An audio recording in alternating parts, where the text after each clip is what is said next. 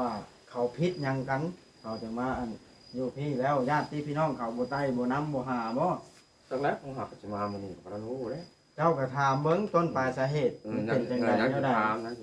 น้อยเว้าขออนุญาตบาดคำเว้าทางตาบ่เห็นเนาะเพื่อไป กับบ่อยากหับ เป็นโทษโพยมาลบลี่อยู่นี่ก็มีอันนี้เราเว้าทั้งพื้นให้เว้าเพื่อไว้เพื่อความปลอดภัยของเขาเองแมนมันออกมาคออยู่น้ำน่ะตัวอยู่ก็อยู่แล้วอยู่ได้อยู่จะคืน2 คืน3จะได้บ่อยู่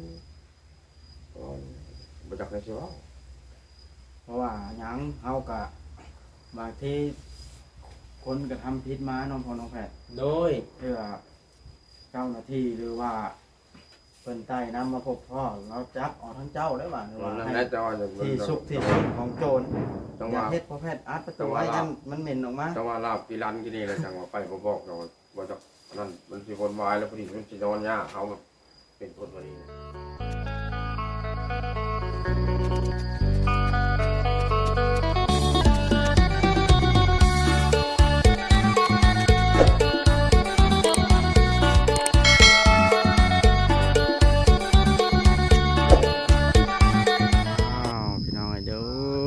เปิดภาพขึ้นก็อยู่เพื่อนท่านหมอม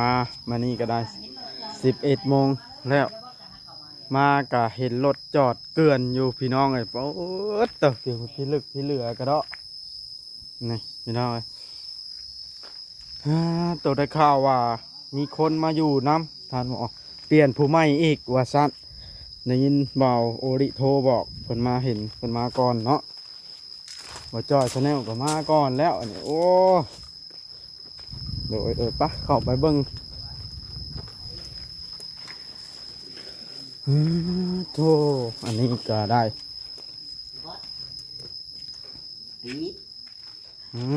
โธ่โดยนมัสการหลวงพ่อโดยตัวหลวงพ่อมาแต่โดนละบ่นี่ประมาณบาง15 นาทีอ๋อมาฮอดเลยเห็นเขานึ่งข้าวเลยยังพ่อไปเบิ่งน้ำหม้อนึงบกแล้วก็เลยเปลี่ยนน้ำหม้อนึงให้เพิ่นโอ้ยแม่หลวงพ่อบ่มาใหม่หม้อเนาะไม่หม้อเป็นจับยังบ่ได้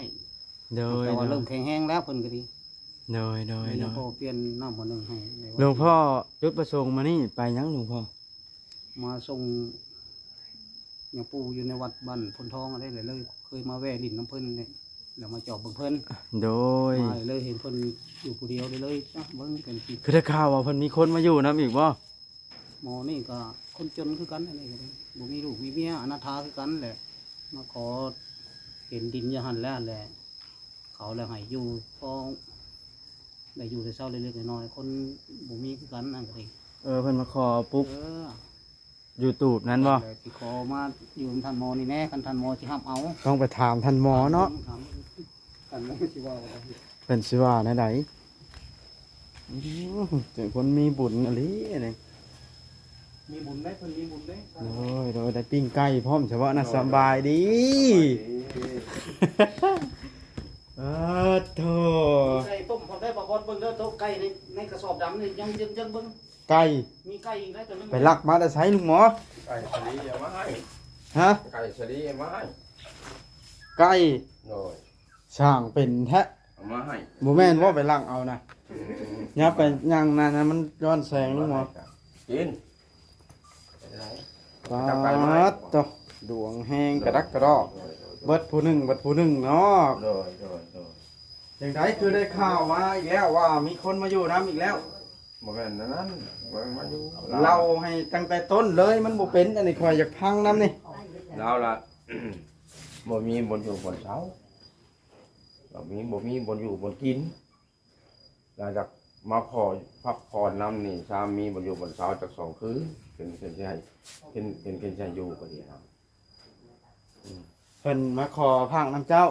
มาขอพักนอนจาก2 คืน3เลยบนอยู่บนเสาคืนนี้น่ะนอนบ่คืนนี่ไปเพิ่นล่ะว่าเพิ่นหักออกมาไหนคืนนี้บ่ได้นอนบ่โม่เพิ่นน่ะฮุบเครื่องอย่างมาขออยู่น้ำเจ้ามีเครื่องเขาบ่ได้มีหยังผู้นี้ได้บ่ได้มีหยังอันนี้หาเรื่องมาตัวข่อยแล้วน่ะมาอันนี้ตัวคนโลนนี่ก็ได้ไผซื้อมาเป็นไก่นี่บ่จอยใจดีลีเนาะเมียเพิ่นนั่นแม่สั่นเด้อเมียเพิ่นเด้ มีอะไรดีขึ้นกัน บ่มีแล้วก็ทิ้งเลยร้าน ทางว่าแท้ เอ้า ลาชื่อว่าอะไรน่ะ คำใจ ผู้เฒ่าคำใช้ คำใจ อือฮึ ไปอยู่ลูกเคยลูกเคยไปบ่มึง มันไผก็อยากมาอยู่ครับใช่เจ้าบ่ได้เลย ยังว่านี่ ไผสนึงเข้านะเจ้าน่ะ เช้านี้น่ะคอยเองเขาน้อยเอง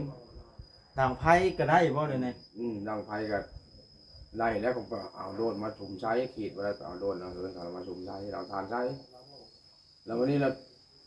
หนึ่งมวยแล้วมันสิย้อประจันมวยหนึ่งคำนะ อ่า ป๋า แม่นมวยหรือหนึ่งหวด หนึ่งมวย มวยใหม่นะ โดยพระเจ้าพ่อต้องไล่มาบอกว่าไผไปมวยหนึ่งแหละคนไอ้สองใส่หูเอ๊ะคนว่าเจ้าเป็นแข่งแข่งคนไหน โอ้ลุงพ่อต้องไล่พอดีมาพอดี โดย แล้วเอ้ากลับมาเรื่องนี้อีกก่อนผู้ที่มาขออยู่น้ำนี่แล้วเจ้าตกลงเห็นดีให้อยู่บ่นี่ เดี๋ยว หรือว่าแนวใด มาอยู่ก็สองคืนนะของสามไหนเนี่ยบนอยู่ ลาวสิเฮ็ดบ่อยู่ไหม มีเฮ็ดบนอยู่ ไผ ว่า สิเฮ็ดให้ลาวบัด ล้าวเองนะ แล้วลาวสิเอาในไส ต้องแล้วคุณจะล้าวแล้ว คอยได้กินเรียบร้อยแล้วนายพ่อแม่ คุณจะล้าว เดี๋ยวนี้เด้ เป็นว่าสิก็จะก็โยคอโยน้องกะอยู่ก็อยู่แล้วนะ อืม ยาวมอนั่นเป็นหมอนี่มันต่อจะว่าไปก็จะอยู่ทำอยู่ทำอะไรมันอยู่เรานะ อืม ทำอะไรมันอยู่บนเช้าเรา ผู้นี้ครับอัน คนนั้นนะ บ่าวจะรันเนี่ยเจ้าสิเลือกไผนี่ ก็คำนอยู่นะ อ่ะ คนนี้นี่ก็สินทำอยู่แต่สิอยู่โดนไปกับระหว่างแรก แข่ กับเรา งกันอีกว่า มันพอดีมันสิยากเขาก็บ่รักบกรักใจเลยกะอยู่ได้อยู่คืนหนึ่งสองคืนสามคืนนี่ได้อยู่ แล้วกินอยู่เนี่ยเจ้าสิให้กินบ่ซะ อยู่กินก็ให้กินแล้วกินไม่ให้กินกินมาอยู่หันก็สิมาขอกิน แต่เก้าไปอยู่ไสมาซะจังหวะอันนั้น แล้วนะไปอยู่แล้วพี่อ้าย แล้วคือบ่อยู่นำพี่อ้ายอีกก็สิมายังอยู่นำเจ้า เขาบังอยู่ เป็นได้จังว่าบ่ให้อยู่ตอนนี้ มันมันนี่ปบลืมลูก ฮะ ลืมลูกปบลืมลูกปบไปเราอ่ะนั่นเนาะ อืม มันมีอย่างเลยมีนะของลูกผมมีงัวควายไปเขาไม่นานตาคน บ่แม่นบ่อันเรื่องของเรื่องนะว่าสาเหตุ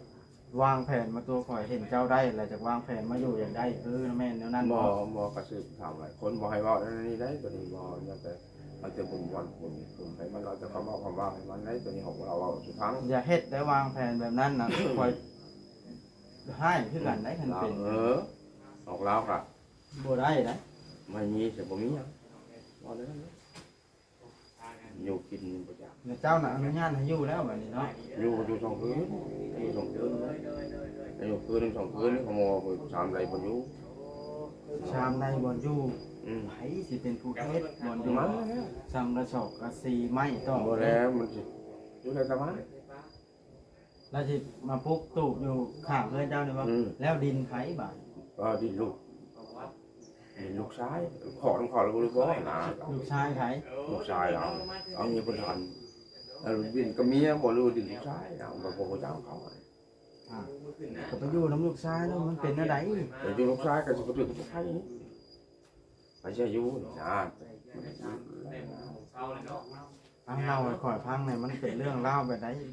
เล่าวพิษกันหยังจังได้มาอยู่แบบนี้เล่าให้ข่อยฟังตอนต้นน่ะ มันมี หืม มันมี ถึงอะไรเนาะ มันมี ในซาน ฮะ บ่มีหยัง แม่ดิ บ่มีแหล้วข่อยจังจะรู้จักว่านั่นน่ะ ในเรื่องพี่ลูกก็มีจะบ่จัก หืม กับลูกโคโคเขาจะบ่จัก มายามมาเล่นมาหา บ่จักแล้วครอบครัวเขามีบ่มีตัวลูกมีน้องเขาบ่มีให้บ่มีนะ จากแนวเฮ็ดได้แบบนี้ข่อยเบิดบ่าวจะลั่นยังข่อยเอาบ่กุ้มแล้วนี่ บ่จักแล้วแล้วแต่ว่านั้นจะว่าให้อยู่คืนนึง2คืนนี่จ้ะ ข่อยจะลั่นก็ยังบ่ได้ไปเยี่ยมอยู่มื้อนี้ข่อยเข้ามาเยี่ยมเจ้าก่อนคือได้ข่าวว่ามีคนมาอยู่น้ำนะเบาหลีโทรบอก บ่แม่นว่าอยู่นำมาขออยู่ให้อยากนอนให้นอนแล้วก็คืน2คืนทางจะได้บ่อยู่รอได้ อืม เจ้าบอกแนวนั้น โดย เจ้าให้อยู่นำไปท้าเจ้าร้านเจ้าบ่ให้อยู่ บ่ เจ้าหลาบบ่ บ่อยู่มันสิบ่ความวุ่นวายเฮาพอดีมันสินอนบ่หลับพอดีมัน นั่ สิ น ห นั่ นาน ว ว่าเจ้าหลาบท้าเจ้าร้านบ่ โดย อยู่นำเรามีเรื่องมีราวพิษกันแบบ เว นี้ ลา บ่ เมืองไทยบ้านมานี่คืนนี่ก็7-8 คน มาให้หยังอันน่ะ มานอนมาไปก้านมานอนอันนี้ นอนแจ้งบ่ มากับแจ้ง3โมงมากับ พอดีเจ้าบ่ได้นอน พอดีบ่ได้นอน จักเคยยังเขาเห็นว่าเจ้าบ่มีลูกบ่มีเมียน่ะแฮงบ่มีผู้เกรงใจบ่เลยนะ หรือว่าหมอเขาก็เก่งอยู่ อยากมาลิ้นน้ำเหือดเนาะ มาจากมาลิ้นมาเบิ่งมาชมได้เฮินงามเขาอยากนอนเด้เขานี่ลางคนมานอน มานอน หรือว่าผู้ดอนก็มานอนคืนนี้เราลงปลูกหลานนะ แล้วพันเลขเด็ดบ่บาดนี่มันนี่เลขออกซ้ํเอามานอนนะ 2-3คน มาหาครับ ไปกันมาโดย มานอนเล่นไว้ไว้นี่เลขกี่อย่างเจ้าเนาะบอกเลขไผก็บ่ถูก บ่เป็นน้ำ สองลุงพี่น้อง สบายดี โดย พ่อน้องแพทย์บ่ ตัดสองนุ่มคือมันหนังโก้แท้สองนุ่มเนี่ย ฮะ เอ้าต้มยังไงนี่ โรค ไก่ ไก่ แพทย์มาพี่น้อง ได้ไก่ฮะ อันเด้ อันนี้ พ่อน้องแพทย์ อ๋อ สบายดี สบายดีสบายดีสบายดีสบายดีเช่นกันเนาะวัดตัวปุ๊บปุ๊บปุ๊บปุ๊บ ฮะข้าวพ่อแพทย์คอยสิล้มต่อเรื่องเล่าวที่คอยสนใจแค่ก่อนเดี๋ยวนี้นะตั้งไว้ก่อนนะ โดยมันจะพังน้ำนะ อย่าเอาเด้อ ฮะคอยยังล้มเรื่องเล่าวบ่แล้วบ่ทั่วอยู่เดี๋ยวนี้นะ เจียวจะได้ต่อบ่เดี๋ยวนี้ นั่นแหละคอยยังจะถามให้ฮู้เรื่องฮู้เล่าวอยู่เดี๋ยวนี้นะ อ๋อ เจ้าบัดมาตัดขึ้นก่อนเดี๋ยวนี้นะ โดยเอาก่อนสิตั้งกล้องน้ำซะ อ่า เอาถามเพิ่นเลย เจ้ายังบ่ได้เล่าข่อยเลยได้ลุงหมอยว่าเขาพิษหยังกันเขาจะมาอันอยู่พี่แล้วญาติพี่น้องเขาบ่ใต้บ่น้ำบ่หาบ่ จังแล้วผมหักจะมามื้อนี้ก็บ่รู้เด้ เจ้าก็ถามเบิ่งต้นปลายสาเหตุมันเป็นจังได๋ นั่น แน สิ วใด ถามนั่นสิถาม น้อยเว้าขออนุญาตบาดคำเว้าทางตาบ่เห็นเนาะเพื่อไป ก็บ่อยากรับ เป็นโทษเป็นโพยมาลบลี่อยู่นี่ก็มีอันนี้เราเว้าทั้งพื้นให้เว้าเพื่อไว้เพื่อความปลอดภัยของเขาเอง แมน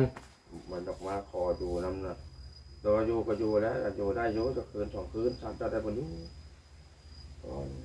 บ่จักได้สิว่า เพราะว่าหยังเฮาก็บางทีคนกระทำผิดมาน้องพ่อน้องแพทย์ โดย เพื่อเจ้าหน้าที่หรือว่าเพิ่นใต้น้ำมาพบพ่อเราจับออกทั้งเจ้าได้ว่าหรือว่า นั่น ให้ แหละแต่ว่า ที่สุขที่สุดของโจร จัง อย่า ว่า เฮ็ดพ่อแพทย์อัดประตูไว้ยันมันเหม็นออกมา จังว่าลาบกี่ลันกี่นี่แหละจังว่าไปบ่บอกเราบ่จักนั่นมันสิวนวายแล้วพอดีมันสินอนยากเขาเป็นคนบ่ดีเลยจังว่าอะไร โดย คือจังบ่อยากให้อยู่หูฟังเนาะมันสิยาก แล้วเราบ่อยากให้อยู่บัดนี้เนาะเจ้าลาบกับเจ้าจานลั่นนี่ก็บ่แห้ง ลาบ เนาะ ตัวนี้มันสิมาความวุ่นวายเฮานะ เอา มันสิวุ่นวายในใจเฮามันบ่ให้มีวุ่นวาย มีแต่ว่าทางข่อยสิแนะนำเด้อ โดย มีแต่ว่าถามเหตุผลจุดประสงค์ของเราก่อนสาเหตุต้นปลายสาเหตุในต้นเลย คันเรื่องเราวน่าสงสารเขาก็ให้อยุคันว่าด้วยความจุดประสงค์ว่ามาตัวมาต้มข่อย อยากได้คือข่อยเห็นเจ้าได้เลยเฮตเตอรี่มาอยู่อยากได้คือเจ้านี่ข่อยกับบ่ฮับอีกเด้ข่อยกับบ่อยากช่วยเด้เป็นเฮ็ดแบบนั้นนะ แม่นนะ สิ่งที่ข่อยเฮ็ดลงไปนี่ต้องเอาผู้ที่จนอีหลีและกับผู้ที่คัดชนอีหลีข่อยอยากช่วยบ่แม่นสิมาแสดงเอาอย่างท่านอย่างที่โอ้ยข่อยเห็นมานั้นข่อยปิดกล้องหนีรถข่อยบ่ถ่ายอีก ลาวค่ะ เนาะพ่อน้องแพทย์ โดย กันแบบได้เนาะเขาก็รู้จักกับโปเขา นั่นล่ะข่อยระวังไว้ มานี่นะ ข่อยระวังเรื่องนี้ที่สุดเนี่ยย่าน ขอดูน้ำนี่อยู่ เรียนท่านหมอได้ล่ะ ตามเพิ่นถามบนอยู่บนเสาก็ได้ถามบนเสาจ้ะก็นอนว่าขอนอนนี่ก็นอนว่าคืนนึง2 โอ้ คืนนี่แหละ ผู้เพิ่นสิมาอยู่ใหม่น่ะบ่ แม่ แม่นนี่แหละเรื่องราวข่อยสิตาย ไม่ใช้ที่ดินเพิ่นน่ะ ยังบ่มี นังบ่มี เอาเพิ่นคือทางซะ เพิ่นมาทางพอได้มาปลูกตูบอยู่หัว โอ้ สิมาอยู่ใกล้ท่านหมอ ถามเจ้าของดินเพิ่นน่ะบ่ บ่จักแล้วเขาเลย โอ้ท่านหมอยังบ่ฮู้หยังเลย โอ้แล้วผมหักออกมา อ้าว ออกมาแล้ว อยู่แล้วมาขออยู่เลย มาพออยู่แล้วก็อยู่ เว้าง่ายๆซะแบบเท้าจะลั่นนี่เนาะเดี๋ยว เอ นี้ อนะมันแบบนี้เนี่ย เท้าจะลั่นมาขออยู่ จะ เลย ไปละไป นี่ โลดเนี่ยนะแล้วลาบแล้ว ท่านหมออึ้งเลยแล้วแบบนี้แล้วเจ้าว่าไหนๆตกลงอยู่บ่ให้เพิ่นอยู่บ่ ก็เป็นอยู่ก็อยู่ได้อยู่จะนอนก็ได้อยู่จะคืน2 คืน3จะได้บ่ ถามเบิ่งก่อนเด้ถามต้นปลายสาเหตุคือบ่บอสเว้าหั่นแหละ แล้วก็จะ จังสิให้พักให้เซาก็ได้ คนในบ้านนี่บ่เคยเห็นบ่ เลยนะบ่ว่าได้ช่างงานเนาะ ทั้ง บ่อยู่บ่จะบ่อ เดี๋ย ยู่ วเท้าไปถามก่อนแล้วเจ้ากับลานะฮู้กันซำใด เออ ฮู้อยู่ตั้งแต่อยู่บ้านนั่นเดียวกันไง โอ้ โอ้โย ฮู้ที่อยู่ แล้วเรื่องราวเด้ฮู้ซำใดเรื่องในครอบครัวของเขาเจ้าฮู้ซำใด เรื่องครอบครัวเขาน่ะยกนี้ทิ่มเราบ่มีเดียวทิ่มเนาะจำเป็นบ่ล่ะออกคำ เขาทิ่มแต่เฮิงบันได เนาะได้ ฮะ ตั้งเติบได้ อ้าวแต่คันว่าแต่เฮิงแล้วแต่ก่อนน่ะเขาอยู่ในไส ไปอยู่เฮิ่นน้ำพี่อ้าย อืม ออกจากเฮิ่นพี่อ้าย แล้วออกให้หยังจากเฮิงพี่อ้ายบาดนี่อ้าว จังแล้วบ่จ้างเขาเนาะ เขาไล่หนีอีกบ่ บ่สิเขาเลยนี่แหละจังต้องบ่ได้อยู่เนาะ เป็นจังไดคือไล่หนี เรากลับมาอยู่น้ำลูกมันลูกเฮ้ยเคยมันทำเงินโผล่เลย เออ ไหน หรือว่า เออ มันเป็นบุญของท่านหมอที่มีคนสิมารับใช้อีก เอาแล้ว จะว่าอะไรก็คือตัวนี้ก็จะคืน เนาะพ่อน้องแพทย์ แม่น ไหน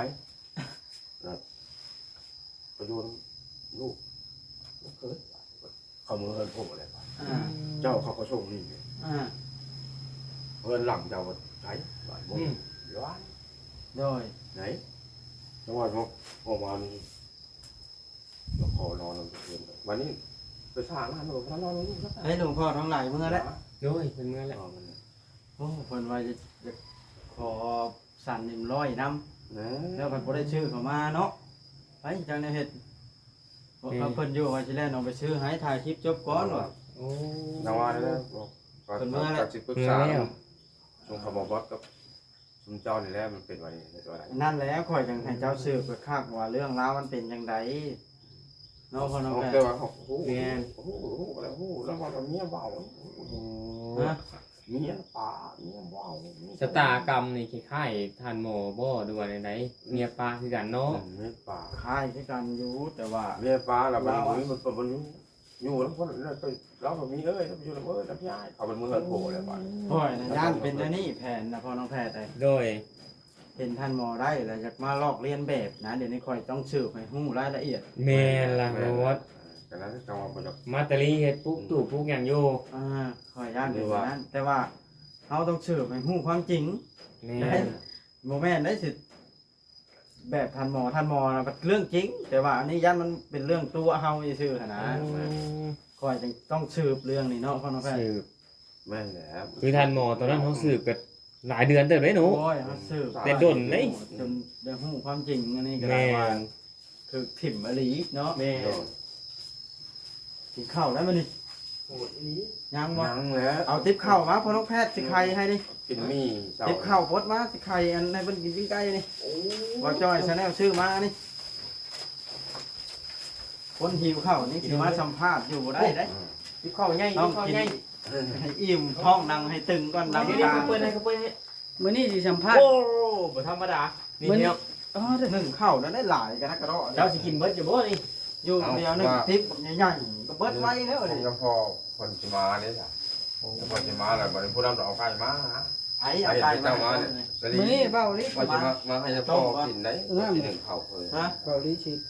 สัมภาษณ์ลุงหมอปะ ก็ สภาพหมอเรามีคนมาอยู่น้ำอีกอะได้ นั่นละข่อยได้ใช้กูสิมาอยู่น้ำลาวไปใช้เดี๋ยวนี้ พุ่นอยู่พุ่นแล้วไปทาง ป้าได้มันข่อยสิไปเบิ่งนี่สินะ บอกเรากินข้าวไม่กินข้าว อันนั้นเราข่อยจังสิไปเบิ่งนะเบิ่งเอ้ากิน แล้ว เพิ่นว่ามีนะข่อยต้องตามให้ถึงที่สุดเรื่องนี้ โดย จัดการ บอกเราจักผมบอกคงเห็นแหละเนาะ เราอยู่พุ่นบ่มันเป็นอะไรคือเป็นเรื่องราวมาแบบนี้อยู่หั่นแหละนี่ฮะไปเบิ่งก่อนเป็นอะไรกันแท้นี่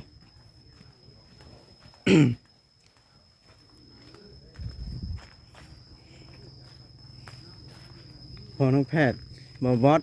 บ่จ้อยบ่โอ้รถนี่มาเบิ่งก่อนได้ยินเสียงคุณญาติอยู่บ่จ้อยไปคุยหรือบ่นี่